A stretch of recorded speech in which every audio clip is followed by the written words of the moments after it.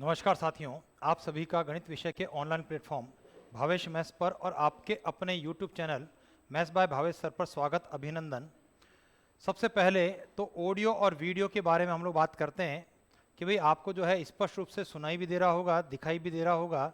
आप अपना कमेंट करते हुए आप यहाँ पर शो कर दें ताकि हम लोग आगे बढ़ सकें।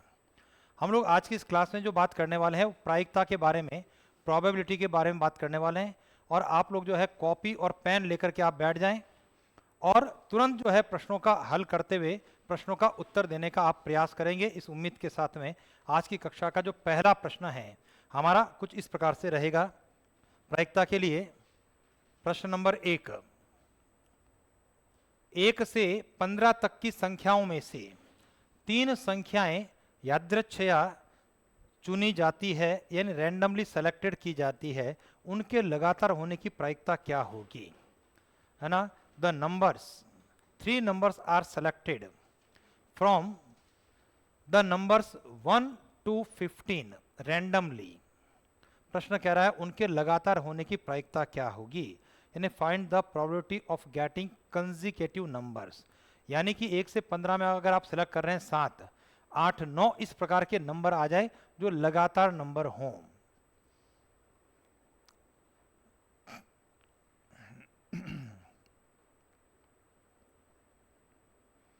लगातार नंबर आने की प्रायिकता की बात आपका प्रश्न कर रहा है।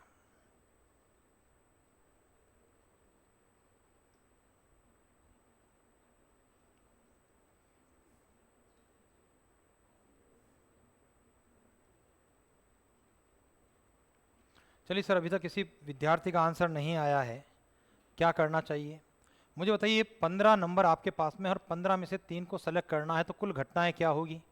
तो जब इस प्रश्न के बारे में बात करते हैं तो हमारे कुल घटनाएं, टोटल आउटकम्स जो रहेंगे 15 में से 3 को सेलेक्ट करने का मतलब है 15 से 3, और 15 से 3 का मतलब है 15, 14, 13, 1, 2 और 3 का गुणा, 2 के पहाड़े से 14 7 बार, 3 के पहाड़े से 15 5 बार, कुल मिला के हुआ 5 गुणा 7 गुणा 13।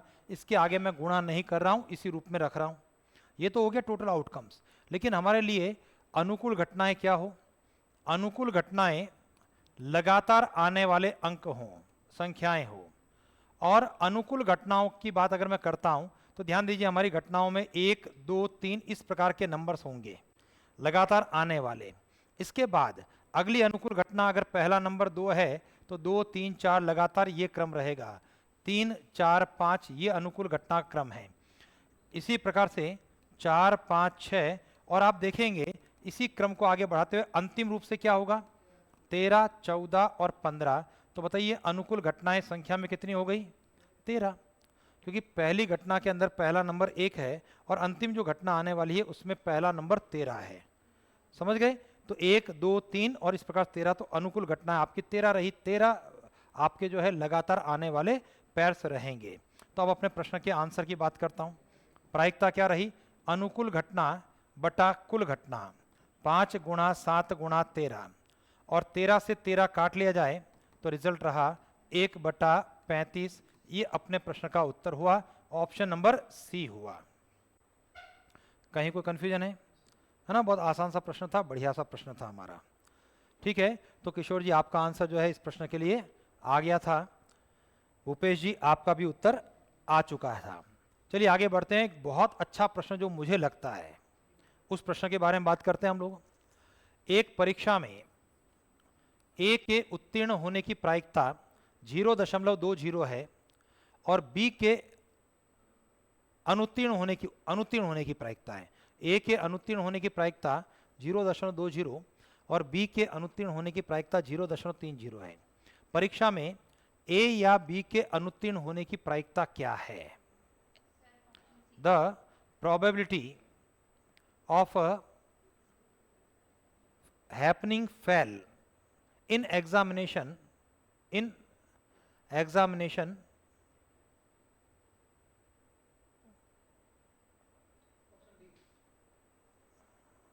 किशोर जी इस बार आपका उत्तर जो है गलत आ रहा है। मानसी जी आपका आंसर सही आ रहा है। मोना जी आपका आंसर सही है। राहुल जी आपका आंसर सही है। ठीक है भाई, यहां पर जो बात कर रहा है, in an examination the probability of a happening fail A is 0.20 and that of B is 0.30. Find the probability of a happening fail A और B। जब A और B का मतलब क्या होता है, A यूनियन से होता है, A या B, ध्यान देना। या किसी एक घटना की जब बात करते हैं तो किसी एक घटना घटित होने का मतलब क्या है, या तो A घटित हो जाए या B हो जाए, या दोनों साइमल्टेनियसली साथ साथ में घटित हो जाए। तो यहां पर जब बात हो रही है हमारी प्रोबेबिलिटी ऑफ ए, ये ए जो है फेल को रिप्रेजेंट कर रहा है सर, 0.20 है। प्रोबेबिलिटी ऑफ बी आपका प्रश्न कह रहा है 0.30, और मुझे क्या निकालना है इस प्रश्न में, ए या बी का फेल होना। Probability of A union B की बात करेंगे, ए या बी, किसी एक के फेल होने की प्रायिकता। ध्यान देना, दो अलग अलग स्टेटमेंट है, किसी एक का फेल होना और केवल एक का फेल होना, दोनों अलग अलग है। जब मैं कह रहा हूं केवल एक फेल हो, तो केवल एक का फेल होने का मतलब क्या है, मतलब ठीक ठीक केवल एक ही फेल होगा, तो या तो ए फेल हो जाए या बी हो जाए। लेकिन जब कह रहा है एक के फेल होना, है ना, किसी एक का फेल होना, इसका मतलब यूनियन से होता है। तो चलिए यहां पर प्रायिकता के योग प्रमेय पी ए यूनियन बी की बात कर रहा हूं, और पी ए यूनियन बी हमारा हुआ P A plus P B minus P A intersection B. अब हमारे लिए सबसे महत्वपूर्ण चीज इस प्रश्न की क्या थी कि पी ए इंटरसेक्शन बी क्या हो। ये घटनाएं स्वतंत्र है भाई, आपका दोस्त फेल होता है लेकिन फिर भी हम फेल होना नहीं चाहते हैं। ऐसा नहीं है कि दोस्त के साथ में जो हम उससे इतने अटैच हो गए कि दोस्त फेल हो जाए तो हम भी फेल हो जाएंगे। तो घटनाएं स्वतंत्र है, दोस्त अपनी जगह पर पास फेल हो रहा है, हम अपने स्थान पर पास फेल हो रहे हैं, चूंकि ये घटनाएं स्वतंत्र है। और जब घटनाएं स्वतंत्र है तो P A union B is equal to P A plus P B minus P A गुणा पी बी से रहा स्वतंत्र घटनाओं के लिए। चलो मान रखने पर 0.20 0.30 माइनस 0.20 मल्टीप्लाई बाय 0.30, कुल मिला के हो गया 0.50 माइनस 0.06, जो फाइनल आंसर 0.44 की बात करता है। ऑप्शन नंबर सी अपने प्रश्न का उत्तर होगा। तो उम्मीद करता हूँ चीज़ समझ में आ गई। बहुत प्यारा सा प्रश्न है, परीक्षा में पूछा गया प्रश्न है, और ये वो प्रश्न है जब मैंने स्कूल एचएम के लिए, सेकेंडरी स्कूल एचएम का एग्जाम दिया था, उसके अंदर मेरे परीक्षा के अंदर भी ये प्रश्न आया है। चलिए आगे बढ़ते हैं। हमारा अगला प्रश्न है, किसी चालक के किसी यातायात सिग्नल पर रुकने की प्रायिकता 0.2 है। एक चालक द्वारा 15 यातायात सिग्नलों में से एक या अधिक सिग्नलों पर रुकने की प्रायिकता लगभग होगी। और आपको एक इंडिकेशन और दिया है 0.8 की घात 15, 0.0352 है और लगभग होगी। ये प्रश्न उत्तर प्रदेश की परीक्षा के अंदर टीजीटी सेकंड ग्रेड के एग्जाम के अंदर पूछा गया है, इस कारण से मैंने इसको लिया है। इसका आंसर जो है लगभग की पोजीशन के अंदर है, समझ गए ना, एग्जैक्ट नहीं है। भाई कोई ड्राइवर है, सिग्नल आपके सामने आ रहा है, सिग्नल पर रुकता है, उसकी प्रायिकता 0.2 है। 15 ट्रैफिक सिग्नल आ रहे हैं, आप जहां से जा रहे हैं और जहां तक जाना है उसके बीच के अंदर। प्रश्न कह रहा है एक या अधिक सिग्नल पर रुकने की प्रायिकता क्या होगी, 15 में से एक या मोर देन 1, उसकी प्रायिकता क्या है। चलिए सर, उम्मीद करता हूं कि मुझे कर लेना चाहिए, है ना। अभी तक जो है कोई भी कमेंट्स किसी भी रूप के अंदर सही गलत प्राप्त नहीं हो रहा है। आपको मैं एक हिंट जरूर कर दूं, ये प्रश्न जो है हमारा बंटन द्विपद अपना जो है ना बाइनोमियल डिस्ट्रीब्यूशन द्विपद बंटन की जहां बात हो रही है उसका प्रश्न हो रहा है। हम लोगों ने बात की थी हर्डल्स,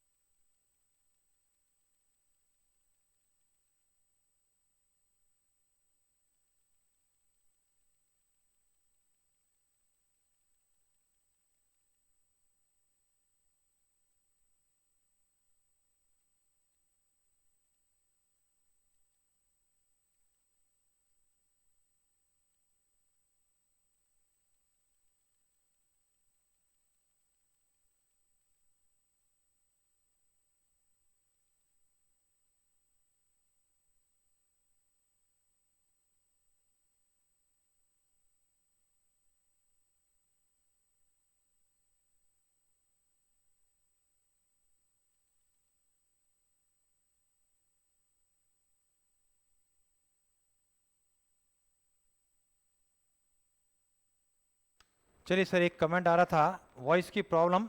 अब मुझे लगता है कि भाई सुनील जी, राहुल जी जो है, अब आवाज़ वापस से शुरू हो गई होगी आपके लिए।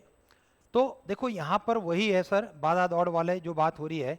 तो P यानी सफलता, यानी सिग्नल के ऊपर रुकना। बाधा दौड़ वाले प्रश्न में बाधा का गिरना, वो 0.2 है। और Q जो है 1 माइनस P जो कि 0.8 है। और जब हमारे प्रश्न में एक इंडिकेशन दे रखा है 0.8, तो दिमाग में आना चाहिए 0.8 आएगा तो आएगा कहाँ से और क्यों आएगा, समझ गए। अब मुझे बताइए यहाँ पर अपना बाइनोमियल थ्योरम के लिए द्विपद बंटन का फॉर्मूला क्या होता है। द्विपद बंटन के लिए probability x is equal to R is equal to N C R. पहले q है पावर n माइनस आर, बाद में p है पावर r। अब मुझे ज्ञात क्या करना है, यहां पर मुझे ज्ञात करना है probability x greater equal to 1, यही तो ज्ञात करना है भाई, एक या अधिक सिग्नल पर रुकना। तो प्रोबेबिलिटी एक घटना का होना, एक से अधिक घटनाओं का होना, probability x is greater equal to 1 की बात करेंगे। तो इसका मतलब यहां पर प्रोबेबिलिटी x बराबर 1, प्रोबेबिलिटी x बराबर 2, प्रोबेबिलिटी x बराबर 3, और ऐसा करते हुए प्रोबेबिलिटी x बराबर 15। मुझे बताइए इतने सब में फॉर्मूला लगाऊं उससे बेटर क्या है भाई। जो घटना घटित नहीं हुई उसको एक में से हम माइनस कर देते हैं, तो रिजल्ट रहा 1 minus probability x is equal to 0, क्योंकि उसने एक भी सिग्नल पर नहीं रुका, उस घटना की प्रायिकता हम लोग घटा दें। तो रिजल्ट ये रहा 1 minus x is equal to 0 के लिए फॉर्मूला हमारा n का मतलब है 15, c 0, q का अभिप्राय 0.8 की घात 15 माइनस 0, और p का अभिप्राय 0.2 की घात 0। कुल मिलाकर के हो रहा है 1 माइनस 15 से 0 1 हो गया, 0.8 की घात 15 और आगे वापस 1 हो गया, और ये रिजल्ट आपको दिया है। ठीक है सर, तो ये है आपका परिणाम 1 माइनस 0.0352। और जब मैं इसको कम करता हूँ, घटाता हूँ, तो 8 और 2 10 हासिल 1, 6 4 10 हासिल 1, 7 और 3 10 हासिल 1 9। कुछ गड़बड़ हो गया, 4 और 6, वापस से सर 8 और 2 10 हासिल 1, 6 4 10 हासिल 1, 4 और 6 10 हासिल 1 9। ये रिजल्ट आएगा 0.9648, जो किसके अप्रोक्स बन रहा है भाई, ये अप्रोक्स बन रहा है 0.96 के लगभग लगभग, और जो किसके बराबर हो गया 96% के बराबर हो गया। ऑप्शन नंबर सी अपने प्रश्न का उत्तर हो गया। चलिए आगे बढ़ते हैं। अगला प्रश्न हमारा, ए और बी सांख्यिकी स्वतंत्र, इसका मतलब क्या है, स्टैटिस्टिकल इंडिपेंडेंट इस प्रकार है कि P be twice P A के बराबर है और पी ए यूनियन बी 5/8 के बराबर है, तो पी ए का मान क्या होगा। और उम्मीद करता हूं कि इस बार इस प्रश्न का उत्तर आप लोग देने की स्थिति में होंगे, सक्षम रहेंगे।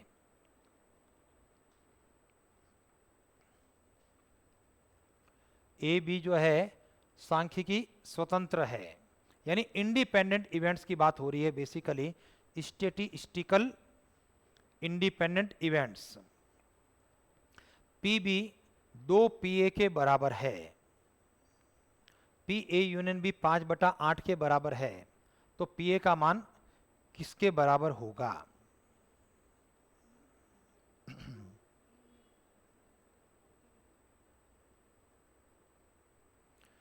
चलिए सर, थोड़ा समय मैं देता हूं।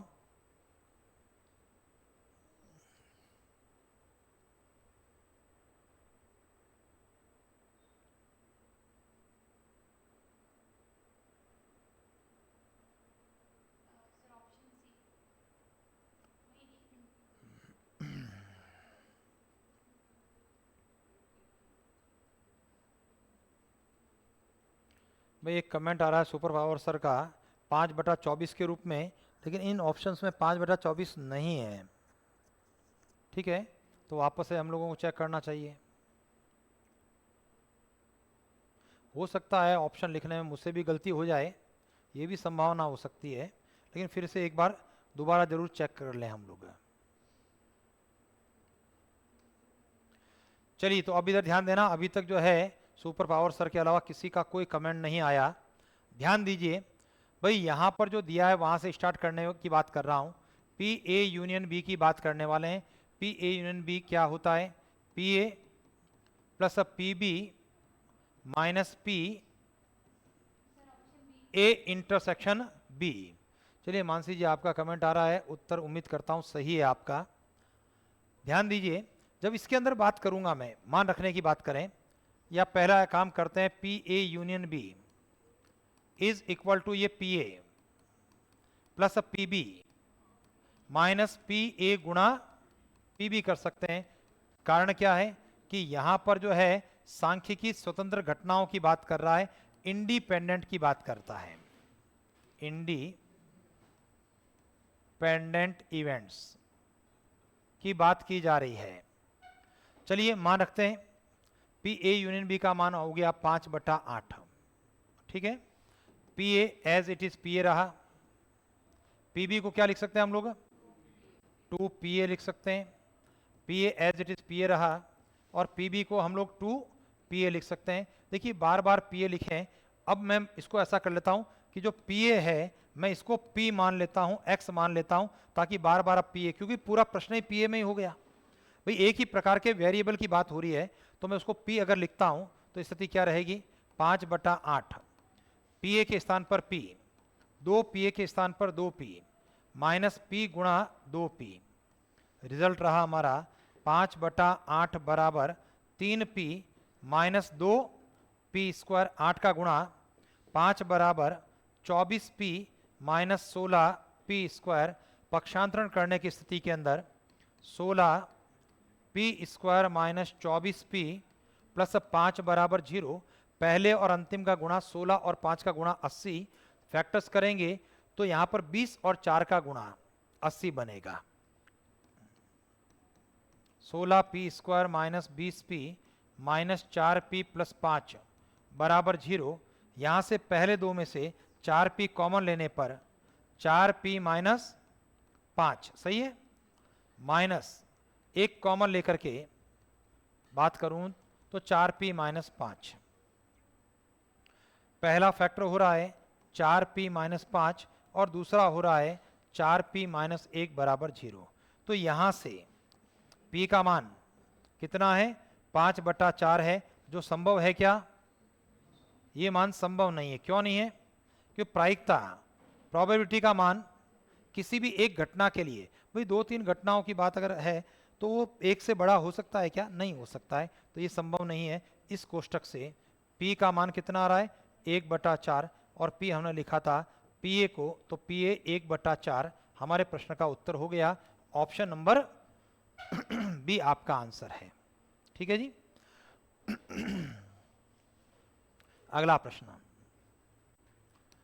प्रश्न कह रहा है, आसान सा सवाल, ए और बी एक पासा फेंकते हैं, बी द्वारा फेंकी गई संख्या से ए द्वारा फेंकी गई संख्या के अधिक होने की प्रायिकता क्या है? समझ गए? यानी कि जो ए और बी पासा फेंक रहे हैं, नंबर किसका ज्यादा आ जाएगा? बी द्वारा फेंकी गई संख्या से ए द्वारा फेंकी गई संख्या ज्यादा होने की प्रायिकता, यानी ए के नंबर ज्यादा हों, इसके बारे में बात हो रही है, उसकी प्रायिकता क्या है? चलिए कुछ आंसर आने शुरू हो गए। मानसी जी आपका उत्तर आ रहा है, मोना जी आपका आंसर आ रहा है, दोनों का आंसर एक जैसा है।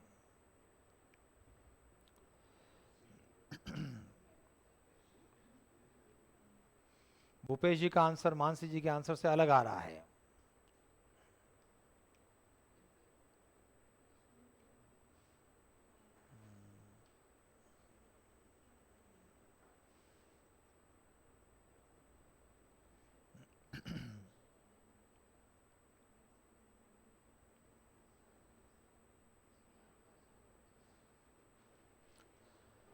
चलिए फटाफट जल्दी से कोशिश करेंगे।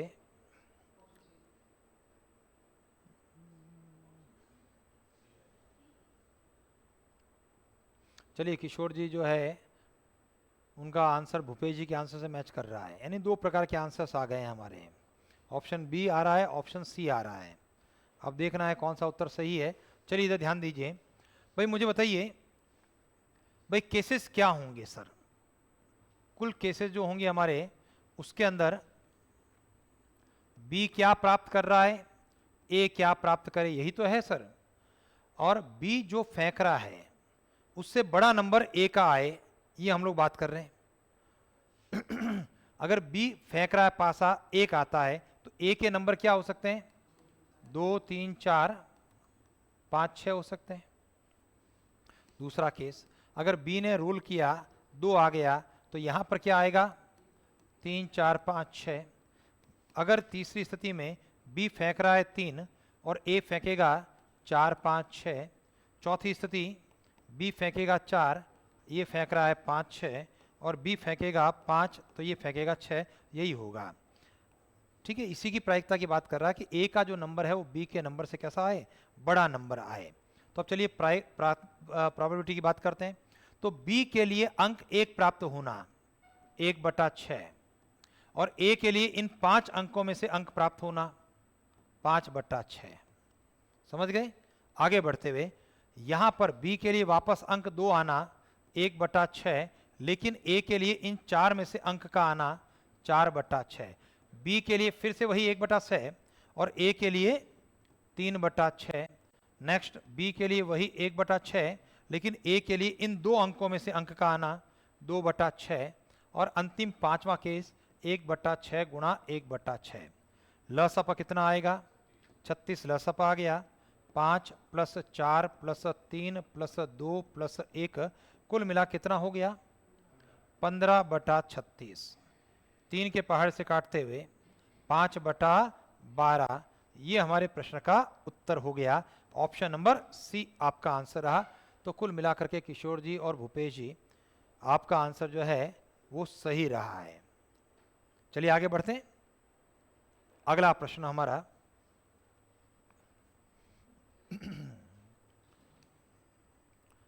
एक दौड़ में 3 धावकों पी क्यू आर के जीतने की प्रायिकताएं 1/3, 1/4, 1/5 है। यानी पी क्यू और आर जीतेगा, उसकी प्रायिकता हमारे पास में। इनमें से दौड़ में किसी भी धावक के नहीं जीतने की प्रायिकता क्या है? दौड़ में किसी भी धावक के नहीं जीतने की प्रायिकता ज्ञात करनी है।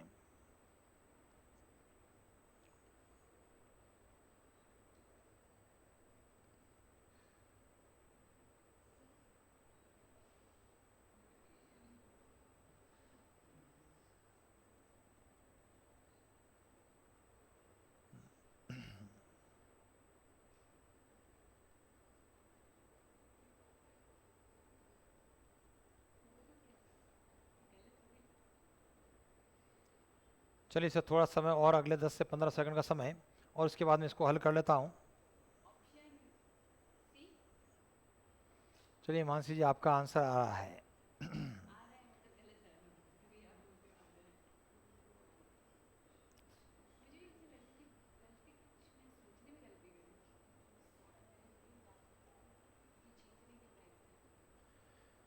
चलिए सुपर पावर सर, आपका और मानसी जी का आंसर एक जैसा आ रहा है। किशोर जी, आपका भी आंसर वही आ रहा है। चलिए देखते हैं, ध्यान दीजिए सर। यहां पर किसी भी धावक के न जीतने की प्रायिकता क्या है, गौर कीजिए। मुझे यहां पर देखो, ए का जीतना 1/3 है ना?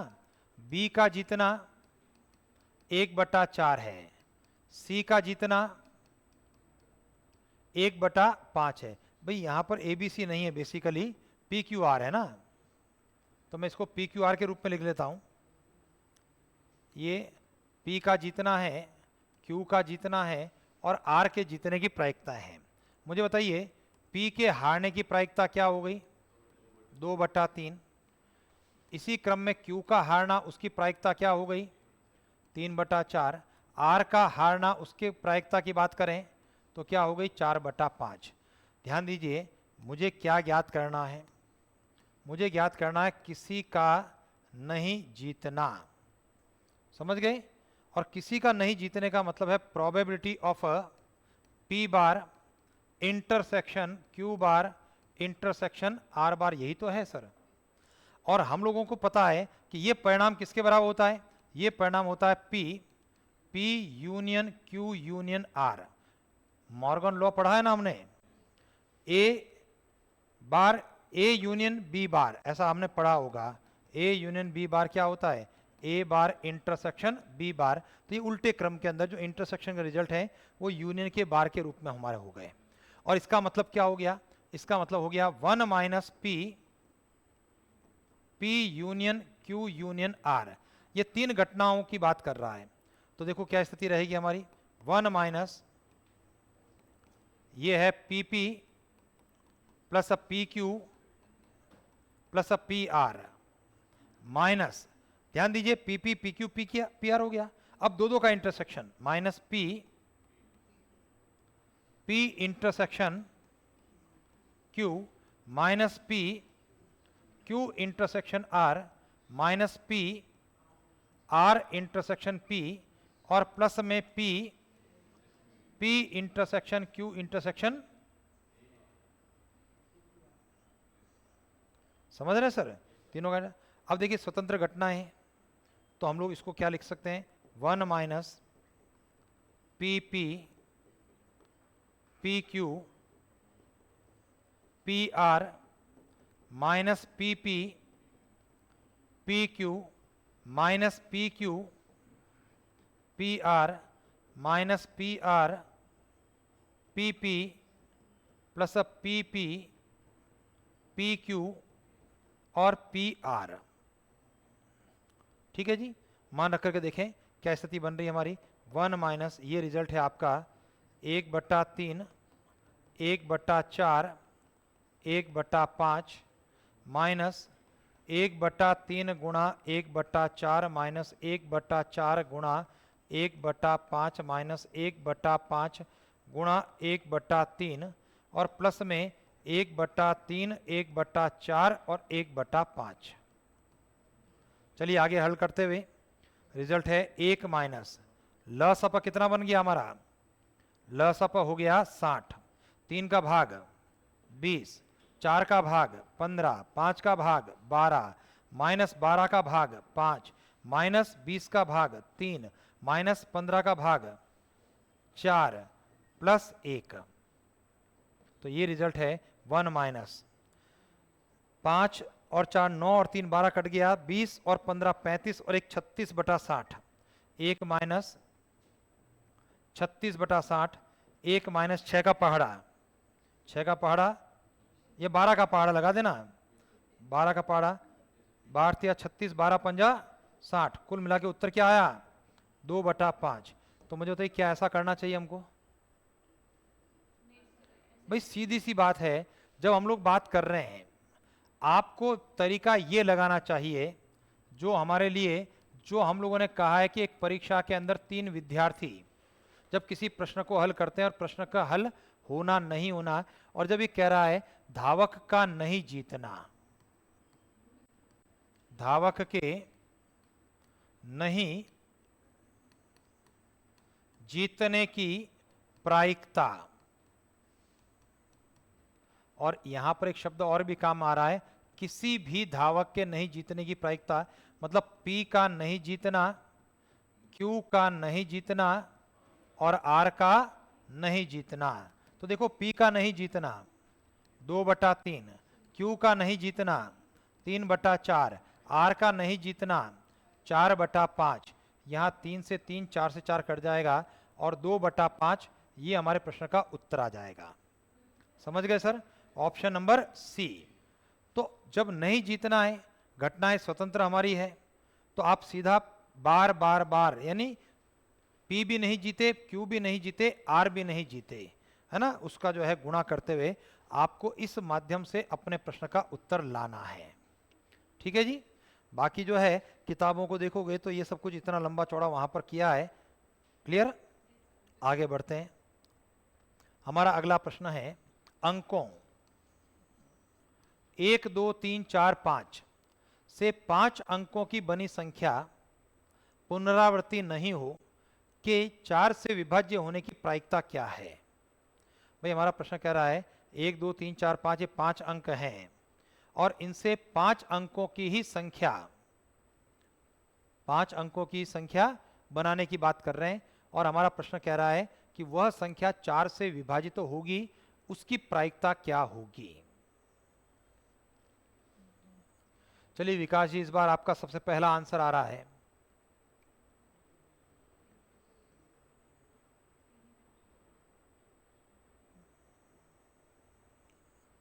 भाई आपको करना क्या है, कुल घटनाओं के अंदर 5 अंकों से 5 अंकों की कितनी संख्याएं बनेगी वो निकालें। अनुकूल घटनाओं के रूप में 4 की भाजकता का नियम लगाते हुए आप उनके बारे में विचार करेंगे कि 4 की भाजकता क्या होगी, कैसे कितनी संख्या होगी।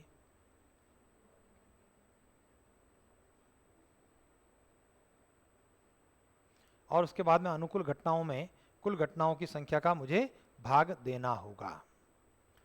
चलिए राहुल जी और विकास जी दोनों के आंसर एक जैसे आ रहे हैं। आप दोनों के आंसर ऑप्शन डी के रूप में आ रहे हैं।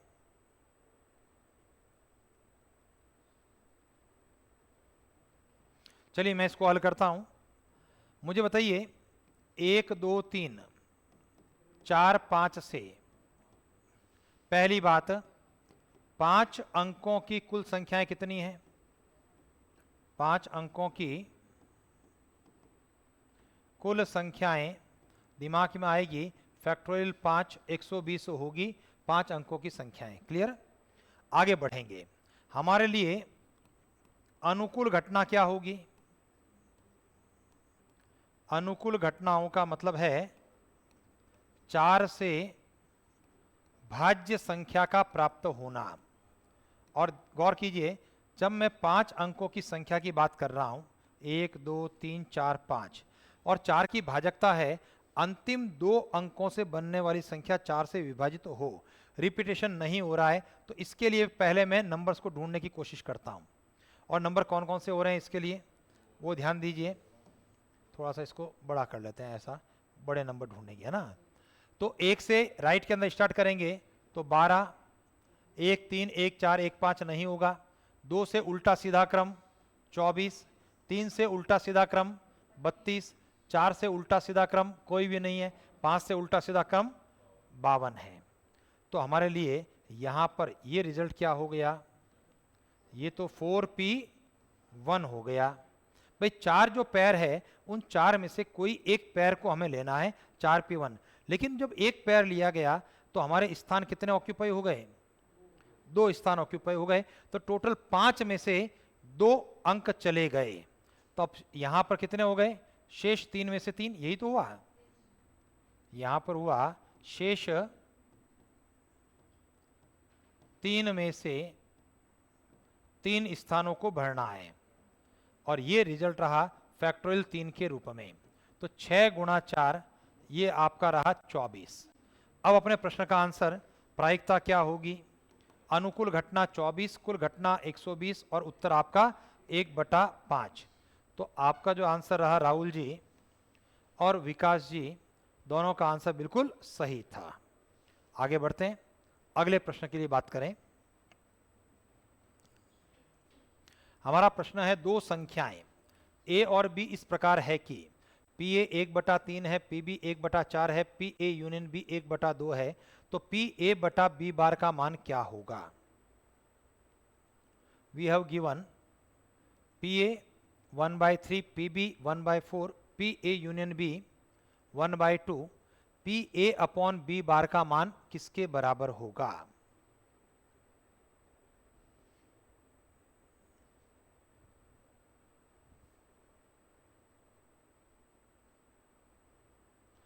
तो ये आज आंसर्स जो हैं कुछ धीरे धीरे आ रहे हैं। इसका मतलब ये है कि अगली क्लास जो अपने इसी की प्रायिकता की जो होने वाली है उसको अच्छे से पढ़ करके हम लोगों को आना है। चलिए भूपेश जी आपका आंसर बिल्कुल सही है, मानसी जी आपका आंसर भी सही आ चुका है।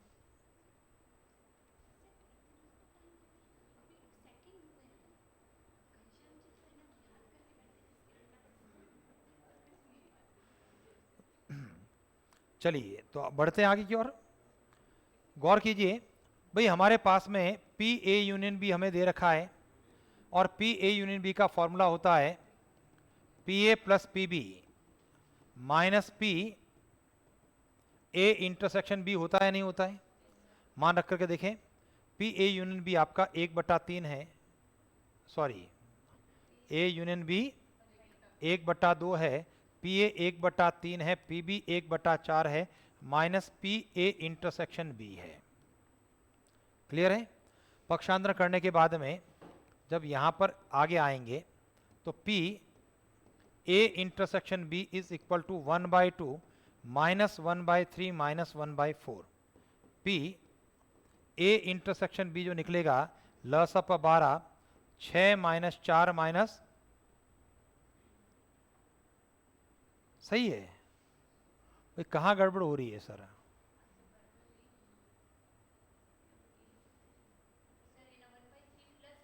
ये यहाँ पर हाँ गड़बड़ ये हो रही है ना सर, ये वाली गड़बड़ है, पक्षांतरण गलत कर दिया। इधर ध्यान दें भाई, ये इधर आ रहा तो 1/2 उधर जा रहा है, 1/3 प्लस 1/4 माइनस 1/2, 3 का भाग देते हुए 4, 4 का भाग देते हुए 3, 6 और ये 6। तो पी ए इंटरसेक्शन बी क्या बन रहा है 1/12।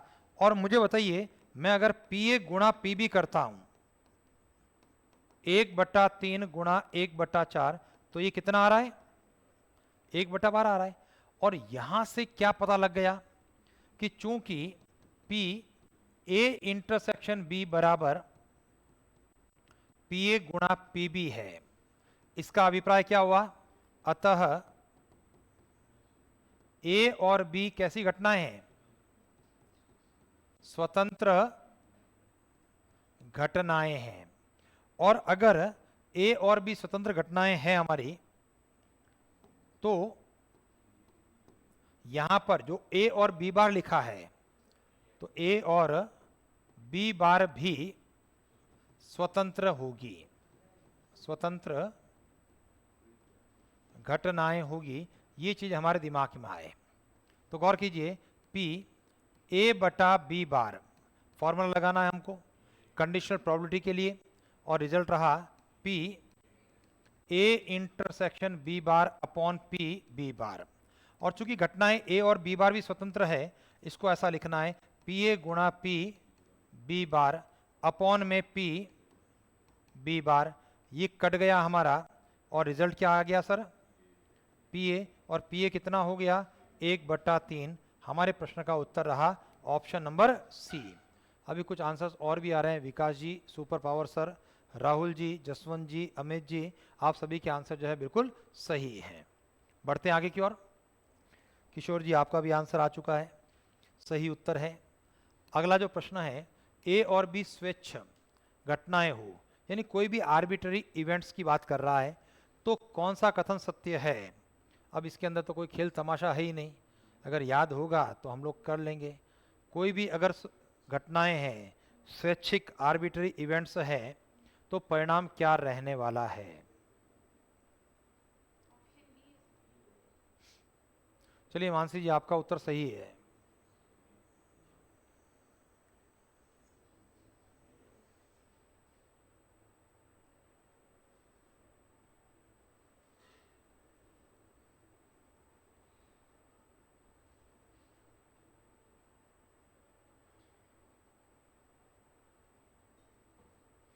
चलिए सर, ये सीधा सीधा आपको ध्यान रखना है कि हमारा रिजल्ट क्या है sir, P A union B हमेशा greater equal to P A plus P B minus 1 होता है। अपना उत्तर क्या रहा, ऑप्शन नंबर बी रहेगा। राहुल जी आपका भी कमेंट आ रहा है, बिल्कुल सही है। भूपेश जी आपका भी उत्तर सही है। देखिए मैं बता रहा हूँ, कोई घटना है, अगर घटना 100% घटित होती है तो उसकी मैक्सिमम प्रायिकता क्या रहेगी, 1 रहेगी।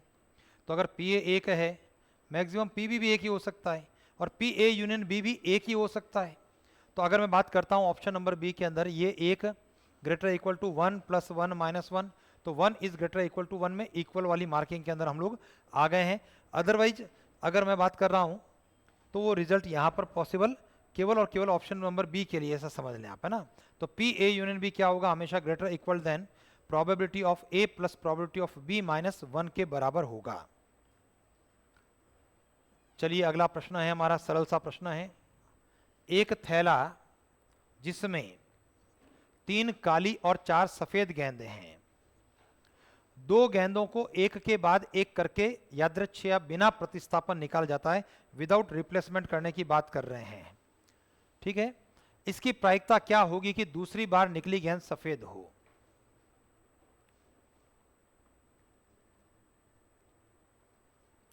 ठीक है जी, भाई दूसरे नंबर वाली गेंद सफेद हो, 2 गेंदों को निकाल रहे हैं, एक के बाद एक गेंद को निकाल रहे हैं, और दूसरी गेंद का सफेद होना, उसकी प्रायिकता क्या है?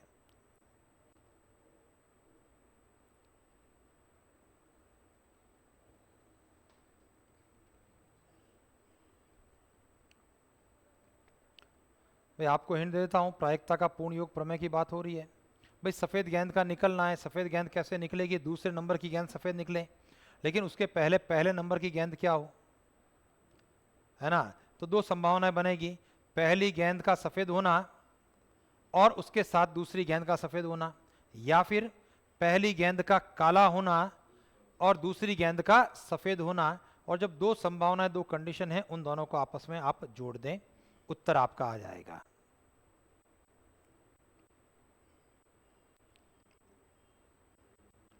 भाई 2 गेंदें एक एक करके निकालने की बात हम लोग कर रहे हैं।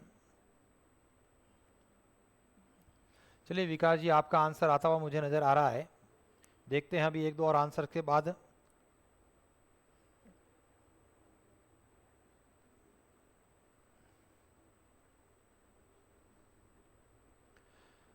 चलिए साक्षी जी, आपका भी आंसर आ रहा है, रमेश जी आपका भी आंसर आ रहा है, तो मुझे अब कर देना चाहिए सर। 2 से 3 विद्यार्थियों के आंसर आ चुके हैं, है ना? राहुल जी आपका भी इसी बीच आंसर आ चुका है।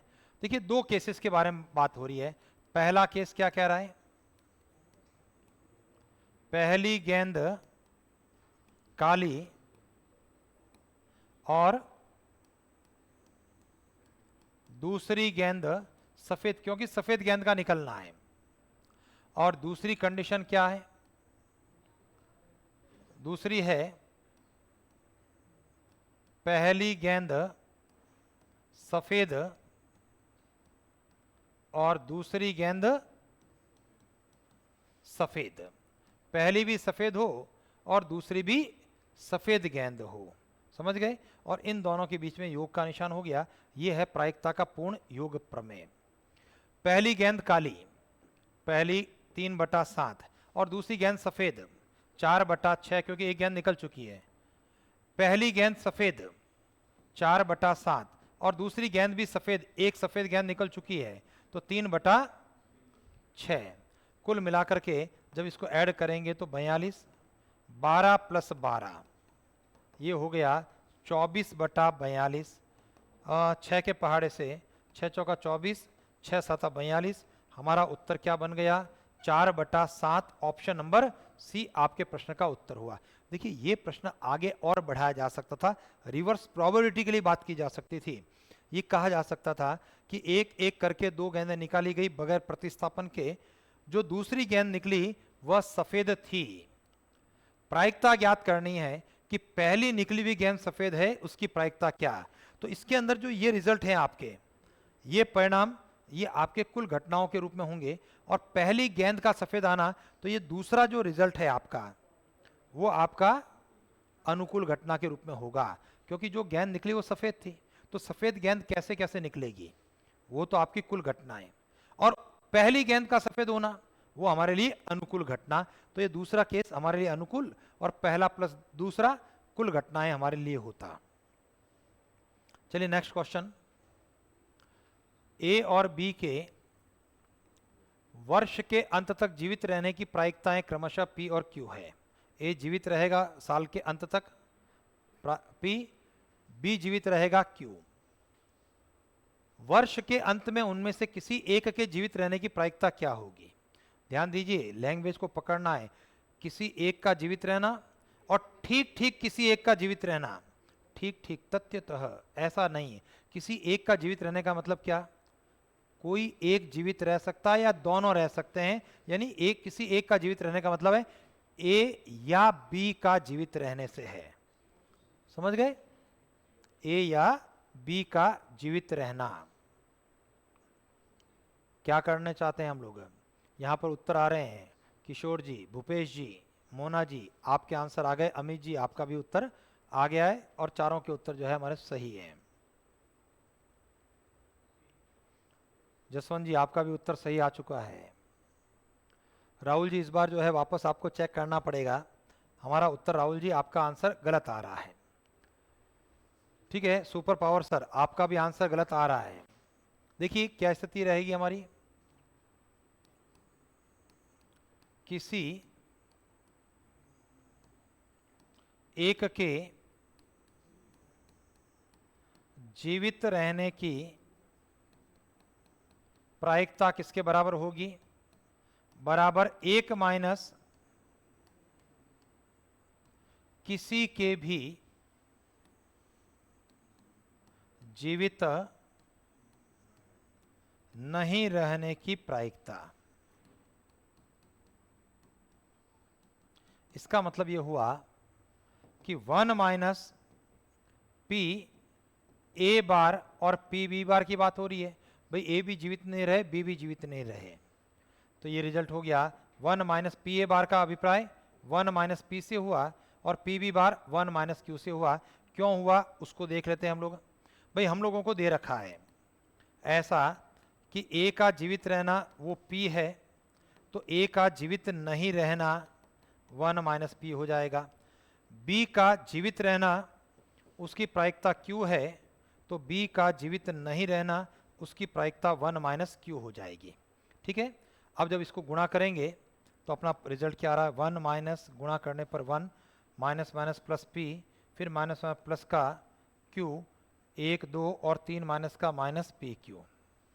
ठीक है, 1 1 कट गया और रिजल्ट हो गया P plus Q minus P Q.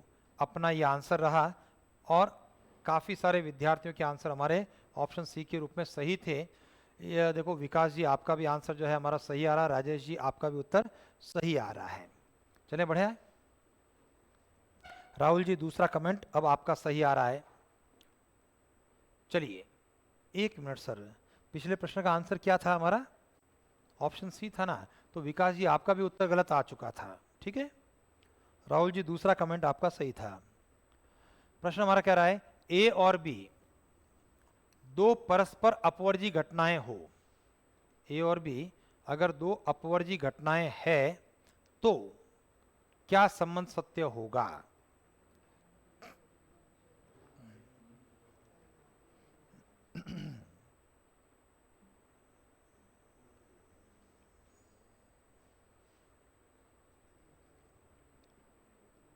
अपवर्जी घटनाएं होना यानी दोनों घटनाओं का एक साथ घटित नहीं होना, उभयनिष्ठ पाठ नहीं होना, probability of A intersection B का 0 होना। समझ गए? और दो ही घटनाएं घटित हो रही है तो probability of A union B 1 के बराबर होना, कि भाई ए और बी उनकी जोड़ 1 के बराबर है। बस अब इस कॉन्सेप्ट को यूज कर लो आप।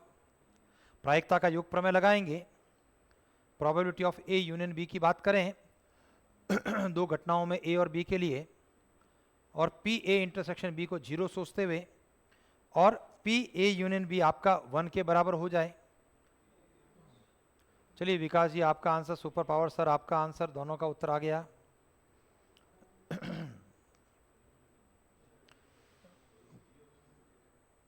अमित जी आपका आंसर सही आ रहा है, मोना जी आपका आंसर भी सही आ रहा है। मैं यहाँ पर बात कर रहा हूँ प्रायिकता के पूर्ण योग प्रमेय की। पी ए यूनियन बी बराबर P A plus P B minus P A intersection B. ध्यान दीजिए अपवर्जी घटनाएं होने की बात हो रही है, अपवर्जी घटना, और चूंकि हमारा प्रश्न दो घटनाओं का ही उल्लेख कर रहा है इस कारण से पी ए यूनियन बी। देखिए अपवर्जी घटनाओं के लिए एक हो जरूरी नहीं है, लेकिन दो घटनाएं हैं उसकी बात कर रहे हैं, तो ये 1 बराबर P A plus P B minus 0। पक्षांतर कर लेते हैं तो रिजल्ट रहा 1 minus P B is equal to P A, और 1 माइनस पी बी का मतलब क्या हो गया? P B bar is equal to P A. ये हमारे प्रश्न का उत्तर हो गया। ऑप्शन नंबर डी हमारे प्रश्न का आंसर रहेगा। चलिए नेक्स्ट क्वेश्चन। आसान सा सवाल है सर, और इस प्रश्न को तो निश्चित रूप से हम में से सभी को हल करना चाहिए।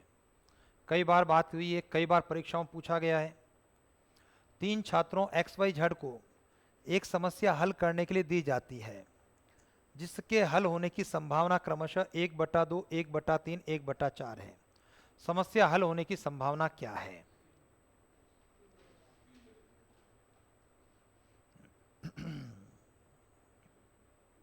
भाई समस्या हल होना, इसका मतलब क्या करने वाले हम लोग? 1 माइनस समस्या का हल नहीं होना, उसको जब माइनस कर देंगे तो हम अपने प्रश्न का उत्तर देने की स्थिति में रहेंगे।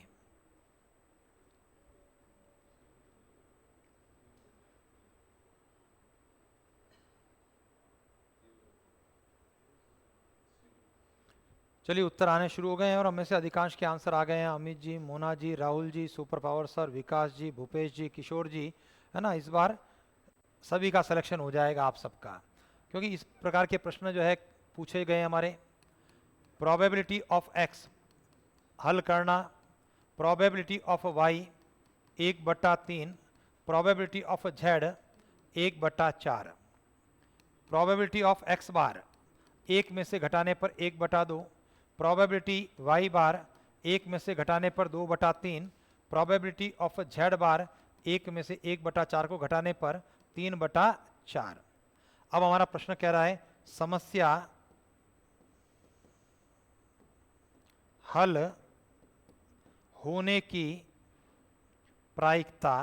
वैसे तो इस प्रश्न में संभावना शब्द लिखा है, आपने ध्यान दिया हो तो, लेकिन संभावना और प्रायिकता एक ही अर्थ में यूज होते हैं, इसको भी ध्यान करना। बराबर 1 माइनस प्रश्न हल नहीं होने की प्रायिकता। तो गौर कीजिए, रिजल्ट होगा 1 माइनस प्रश्न हल नहीं होना, पी एक्स बार, पी वाई बार, पी जेड बार। सॉल्व करते हुए 1 माइनस पी एक्स बार 1/2, पी वाई बार 2/3, पी जेड बार 3/4। 2 से 2, 3 से 3 कट जाएगा, तो रिजल्ट रहा 1 माइनस 1/4। फाइनल आंसर हमारा 3/4, ऑप्शन नंबर सी आपका उत्तर रहेगा। चलिए नेक्स्ट क्वेश्चन के बारे में बात करते हैं। सर ऐसा है, प्रोबेबिलिटी के प्रश्नों का जो लेवल है वो यही रहेगा या इससे आसान रहेगा? ठीक है, हमको चिंता करने की आवश्यकता नहीं है। एक अच्छा सा सवाल है, पूर्णांकों 1 से 11 में से, 1 से 11 है, उसमें से 2 पूर्णांकों का यादृच्छिक रूप से यानी रैंडमली सिलेक्शन चयन किया जाता है। यदि दोनों का योग सम है, दोनों का योग क्या है? सम है, तो दोनों पूर्णांकों के विषम होने की प्रायिकता क्या है?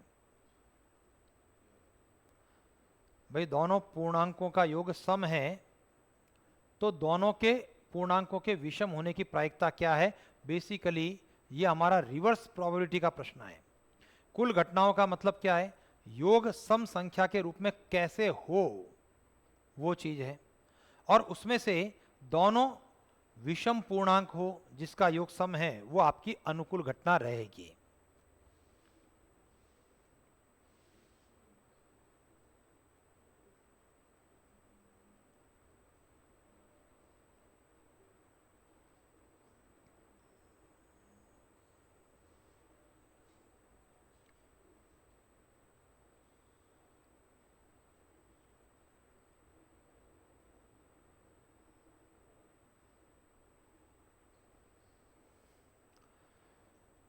चलो सर फटाफट कोशिश करते हुए।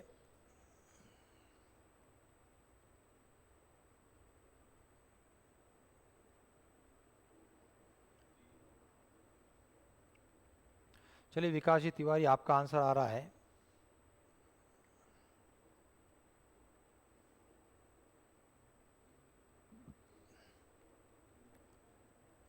सुपर पावर सर आपका आंसर आ रहा है, लेकिन विकास जी और सुपर पावर सर आपके आंसर आपस में मैच नहीं कर रहे हैं।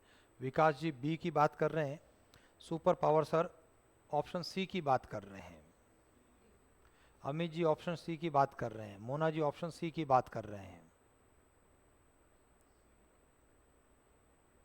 चलिए इधर ध्यान देना भाई प्रश्न को क्या करना था, 1 से 11 में बताओ विषम पूर्णांक कौन कौन है।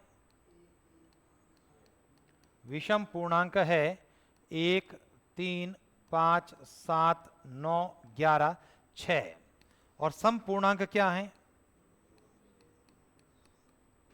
सम पूर्णांक है 2, 4, 6, 8 और 10। मुझे बताइए कुल घटनाओं के रूप में योग 10 आना, कुल घटनाएं का अभिप्राय है योग, सॉरी 10 नहीं, सम आना। अब देखो योग सम कब आएगा, जब या तो मैं दो सम पूर्णांकों को सेलेक्ट कर लूं या मैं दो विषम सम की बात कर लूं, इसका या दो केसेस बन रहे हैं। तो योग सम तब आएगा जब पहले केस के अंदर दोनों विषम पूर्णांक हो या फिर दूसरा केस दोनों सम पूर्णांक हो। भाई एक सम और एक विषम पूर्णांकों का योग तो सम नहीं हो सकता, दो विषम संख्याएं हैं, आप उनको जोड़ेंगे 5 + 7 12 आ जाएगा, 9 + 1 10 आपका सम संख्या आ जाएगी। तो दो विषम हो सकते हैं या दो सम संख्याएं हो सकती है। चलिए तो दो विषम पूर्णांकों का मतलब हो गया 6C2, 6 विषम पूर्णांक है, या का मतलब प्लस दो सम पूर्णांकों का मतलब हो गया 5C2। अब अपनी प्रायिकता क्या हो गई, अनुकूल क्या है सर, अनुकूल घटनाएं, इनमें से एक घटना अनुकूल है, विषम पूर्णांक आना है ना, दोनों विषम पूर्णांक जो कि है 6C2। बात समझ में आ गई या नहीं आई। तो अपनी प्रायिकता क्या हो गई, अनुकूल घटना 6C2, कुल घटना 6C2 + 5C2, इनको सॉल्व कर लेता हूं मैं। 6C2 का मतलब 6 × 5 = 30, 15 हो जाता है, 2 का भाग देने पर 15 + 5 × 4 = 20, 10 हो गया। और रिजल्ट क्या रहा, 15/25, 5 के पहाड़े से काटते हुए 3/5, ये आपके प्रश्न का उत्तर हुआ, ऑप्शन नंबर सी उत्तर हुआ। क्लियर। आगे बढ़ते हैं अगले प्रश्न के बारे में।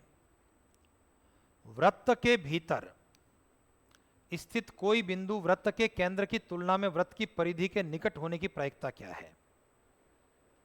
वृत्त के अंदर एक बिंदु है और उस बिंदु के परिधि के निकट होने की प्रायिकता क्या।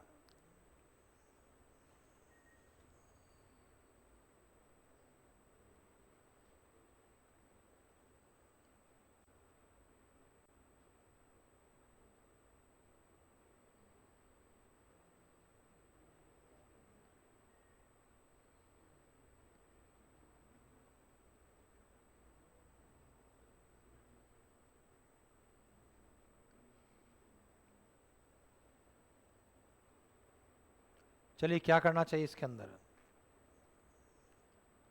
भाई परिधि के निकट कब होगा, इधर ध्यान देना, ये वृत्त है हमारा, क्लियर, ये उसका केंद्र बिंदु हो जाए।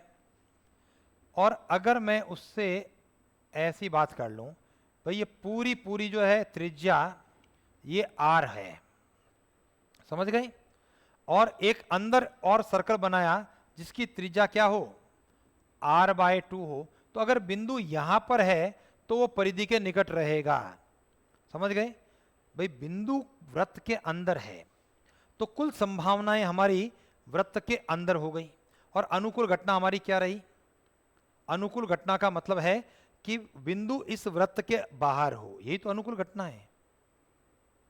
भाई प्रायिकता क्या कह रहा है, बिंदु परिधि के नजदीक हो, बिंदु केंद्र के नजदीक नहीं हो, केंद्र की तुलना में परिधि की तरफ हो।